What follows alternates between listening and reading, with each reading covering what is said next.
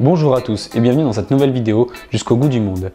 Pour cette nouvelle recette, nous allons partir au Japon et nous allons réaliser des onigiri. Les onigiri sont des sandwichs japonais, donc à base de riz vinaigré avec différents ingrédients au cœur pour les agrémenter, et c'est vraiment l'équivalent de nos sandwichs car les japonais les utilisent généralement pour s'amener à manger au travail ou pour pique-niquer.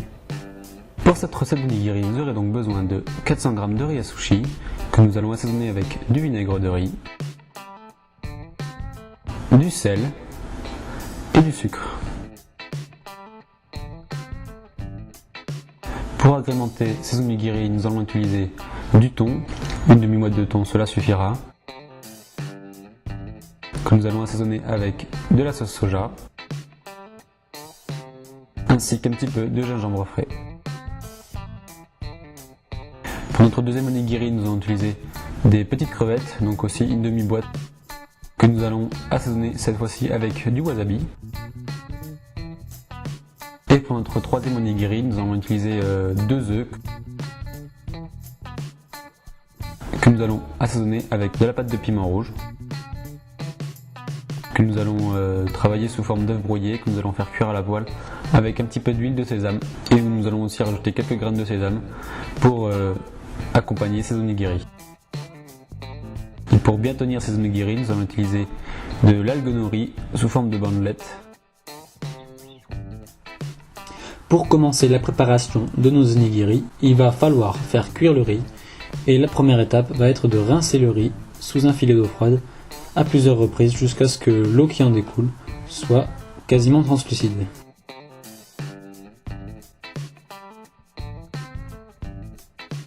Pour la cuisson du riz, nous allons directement la réaliser en fait au cuit-vapeur. C'est assez rapide et il n'y a pas besoin de surveiller, comme ça au moins c'est 30 minutes au cuit-vapeur et c'est parfait. Une fois ces 30 minutes passées et le riz cuit, nous allons le déposer dans un grand plat afin qu'il refroidisse tranquillement, et nous allons l'agrémenter du coup de notre assaisonnement. Pour préparer l'assaisonnement du riz, nous avons besoin d'un demi-verre de vinaigre de riz, auquel on va ajouter 2 cuillères à soupe de sucre et 1 cuillère à soupe de sel. On porte à ébullition pour bien dissoudre le sucre et le sel, et on répartit sur notre riz pour l'assaisonner. Et puis on le laisse refroidir tranquillement. Deuxième étape de la recette, nous allons passer à la préparation des ingrédients de nos 3 différents onigiri. Pour la préparation de notre premier onigiri, nous allons assaisonner le thon avec de la sauce soja et du gingembre. Et là, pour les quantités, c'est vraiment selon vos goûts. Pour le gingembre, il suffit juste de le peler avec une cuillère, comme ceci. Pas besoin d'utiliser un éplucheur ou quoi que ce soit, ça se pèle tout seul avec la cuillère en grattant. Donc là c'est pareil, vous mettez la quantité que vous souhaitez et après on le râpe tranquillement dans notre thon.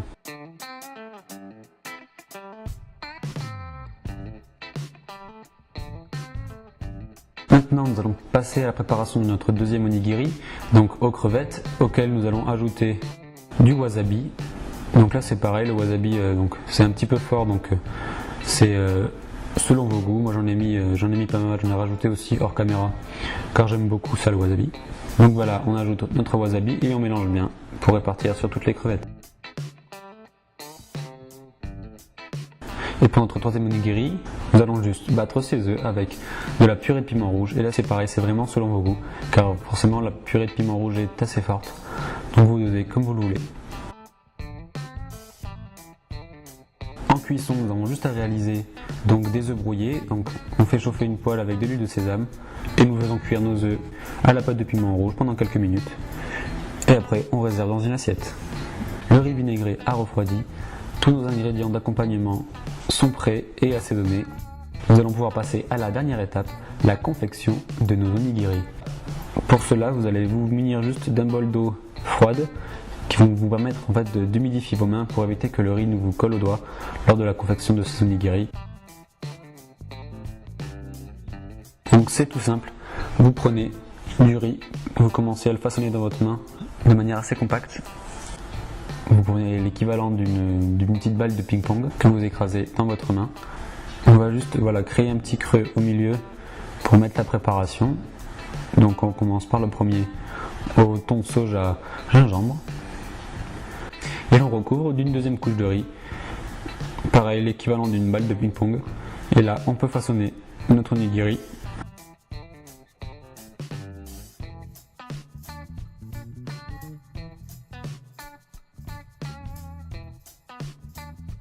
Donc la forme classique est une sorte de triangle.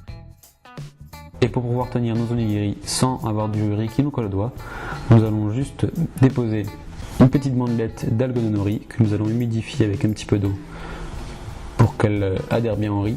Et on passe la bandelette par en dessous. Et voilà, un onigiri de prêt. Pour la préparation du second onigiri aux crevettes, c'est la même méthode. Et pour pouvoir le différencier de l'onigiri au thon, nous allons juste mettre un petit peu de graines de sésame sur le dessus. Et pour le troisième onigiri, vous allez voir, c'est très simple, il suffit de mélanger vos œufs brouillés, pimentés avec votre riz et façonner directement vos onigiri. Et maintenant que vous connaissez la méthode, vous allez pouvoir faire comme moi, faire 9 onigiri en moins de 2 minutes. C'est parti!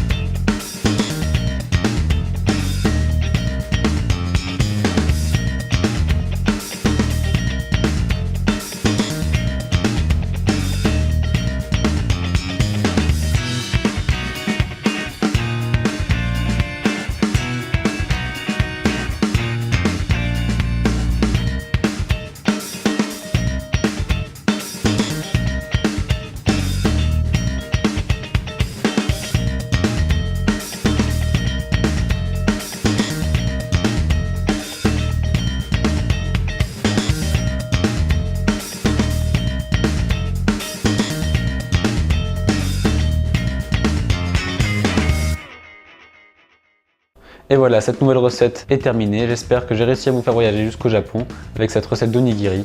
Dites-moi dans les commentaires si vous avez réussi à les réaliser et si vous les amenez pour aller au travail, pour pique-niquer ou alors pour faire découvrir de nouvelles saveurs à vos amis à la maison. N'hésitez pas à vous abonner à la chaîne YouTube, à mettre un pouce bleu sur la vidéo et aussi à liker la page Facebook Jusqu'au Goût du Monde et le compte Instagram Jusqu'au Goût du Monde. Et je vous dis à une prochaine vidéo pour partir jusqu'au goût du monde avec de nouvelles saveurs et un nouveau pays à visiter.